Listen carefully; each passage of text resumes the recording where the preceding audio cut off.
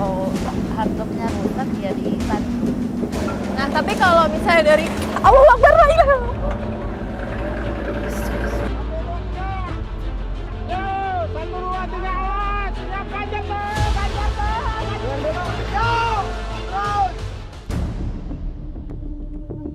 Berasa banget tekanan dari batu-batu sungai, apalagi anak-anak yang mereka bertelanjang kaki, tentunya pasti akan merasakan sakit dari batu-batu kerikil ini.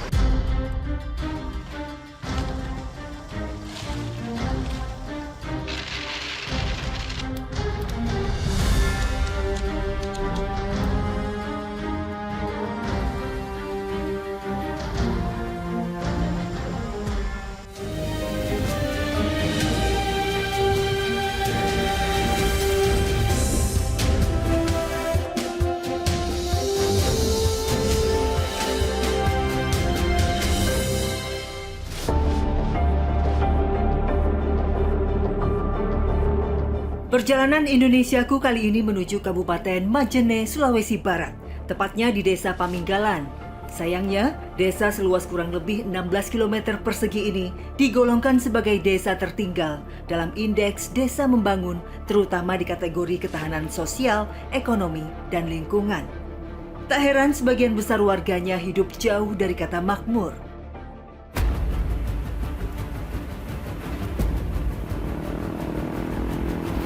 Perjalanan menuju Desa Paminggalan kami mulai dari Kelurahan Moso. Sepanjang 12 km, jalan menuju desa masih berupa jalan tanah liat. Keadaan makin parah saat musim hujan tiba. Jalan tanah akan menjadi sangat licin, apalagi tanjakan dan turunan yang tajam membuat perjalanan ini harus lebih berhati-hati karena sangat berbahaya.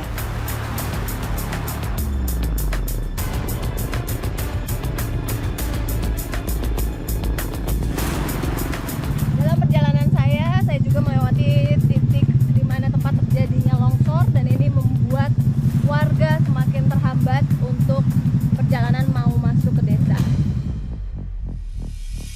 Melewati lereng pegunungan membuat jalan sering tertutup tanah longsor. Akibatnya, warga harus berjalan kaki karena akses jalan tidak bisa dilewati kendaraan bermotor. Entah sudah berapa kali warga meminta perbaikan jalan, tapi hingga kini tak kunjung ada jawaban. Setelah menempuh perjalanan kurang lebih 7 km, kami terpaksa harus menyeberangi sungai Paminggalan Poang. Nah, di sini juga terlihat ya bekas-bekas atau puing-puing jembatan yang sudah rubuh ada di sebelah kanan dan juga kiri saya. Kalau misalnya di sini seandainya pemerintah langsung memperbaiki keadaan jembatan, mungkin kami bisa melewati jembatan tanpa harus melewati sungai. Karena yang berbahaya adalah kalau ada air bandang atau banjir bandang, ini bisa membahayakan kami semua. Ayo Pak, pelan-pelan Pak, jalannya Pak.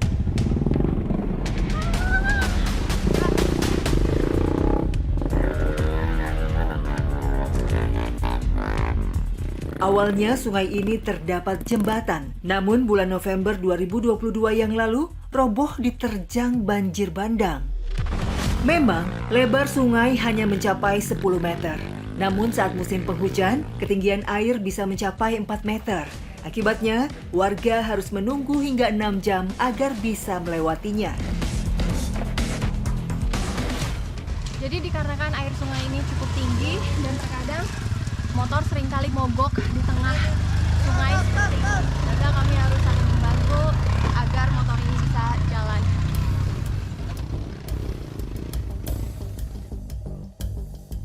Sulitnya akses membuat warga sering terisolasi. Padahal jalan inilah yang menjadi akses satu-satunya keluar dan masuk warga desa Paminggalan untuk menjual hasil bumi mereka. Akibatnya, roda perekonomian warga nyaris tak berputar sama sekali.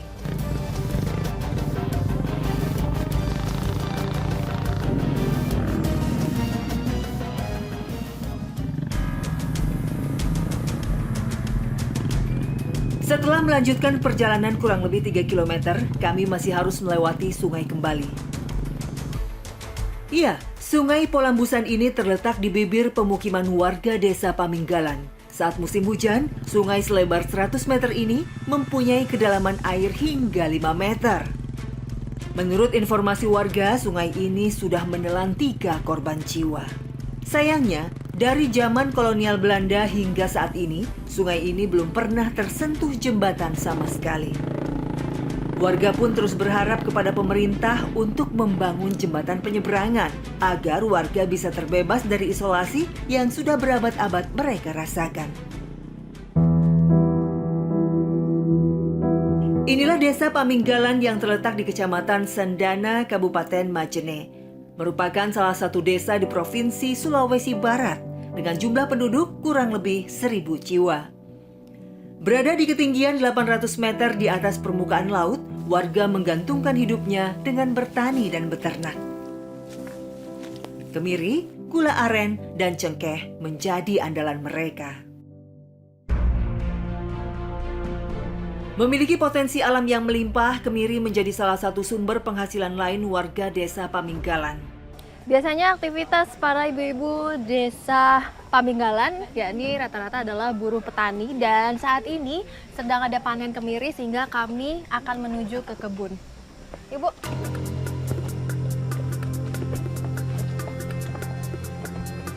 Menuju kebun kemiri, kami harus melintasi jalan setapak dan naik turun perbukitan. Jaraknya kurang lebih 1 kilometer dari rumah.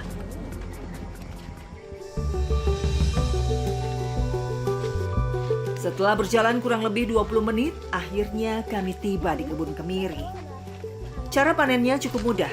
Para ibu mengambil buah-buah kemiri tua yang jatuh dari pohonnya.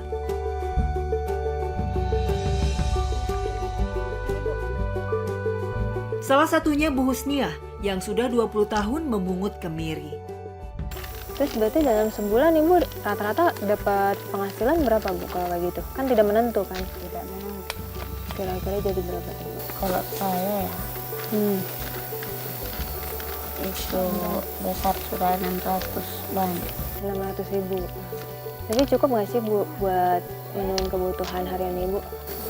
Ya, kalau dipikir tidak cukup karena belum lagi belanja ikan hari-hari, belanja anak. Kemiri bisa dipanen setelah pohonnya berusia 5 tahun lebih. Itu pun hanya 2 kali dalam setahun, di bulan Februari dan November. Di kondisi terbaiknya, sebatang pohon kemiri bisa menghasilkan lebih dari 100 kg buah. Namun saat musim hujan, bunga kemiri banyak yang rontok, sehingga panen pun susut hingga 50%. Jika diperhatikan, kemiri yang sudah matang ini seperti batu. Namun yang membedakan adalah kemiri ini agak lonjong dan juga dia lebih enteng. Rata-rata para ibu bisa memungut kemiri 10 hingga 20 kg. Sayangnya, pendapatan itu hanya didapat saat musim panen saja. Hasil panen yang tidak menentu membuat pendapatan petani berkurang. Itulah yang membuat para petani masih terbelit kemiskinan. Kemiri yang terkumpul lalu dibawa pulang. Sesampainya di rumah, kemiri harus segera dijemur agar tidak busuk. Lamanya penjemuran dilakukan 3 hari di bawah terik matahari. Namun saat cuaca mendung bisa mencapai 1 minggu. Seusai dijemur, kemiri dibawa ke tempat pemanggang agar biji kemiri mudah dipisahkan dari kulitnya. Lamanya pemanggangan dilakukan kurang lebih 12 jam di atas panas bara api. Setelah diangkat, kemiri yang masih panas direndam ke dalam air selama 2 menit agar kulit kemiri lebih rapuh saat dibuka. Bu, biasa kemiri-kemiri ini dijualnya kemana bu? Di sini. Di sini aja? Kalau bawa keluar jauh, kita juga harga kurang lebih harga sini. Harga sini tuh berapa memang? 25 25? per kilo.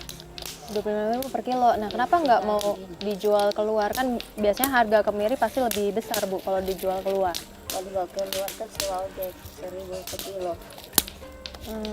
Jadi ya. Jadi ibu lebih memilih Jual di sini.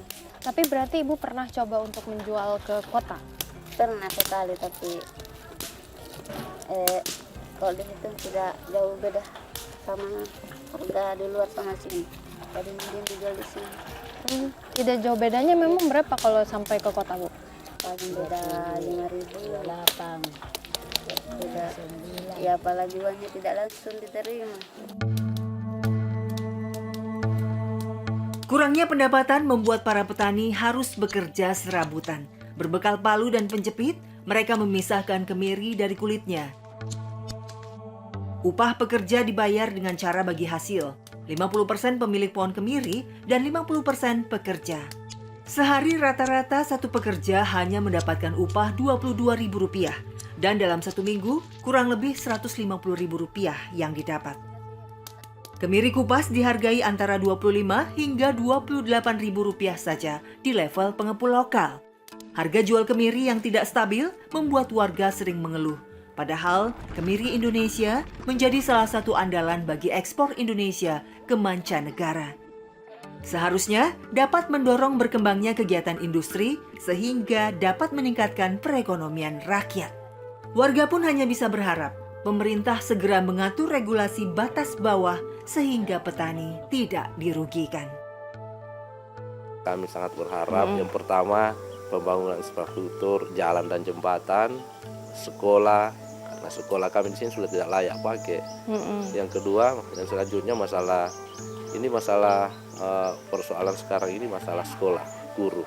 Kami sangat mengharapkan ini ke depan pengangkatan P3K, paling tidak mungkin lebih diprioritaskan kepada masyarakat setempat, sehingga harapan-harapan ke depan ini akses jalan dan harapan masyarakat bisa mengenyam pendidikan sesuai dengan aturan pendidikan sama seperti wilayah-wilayah lain.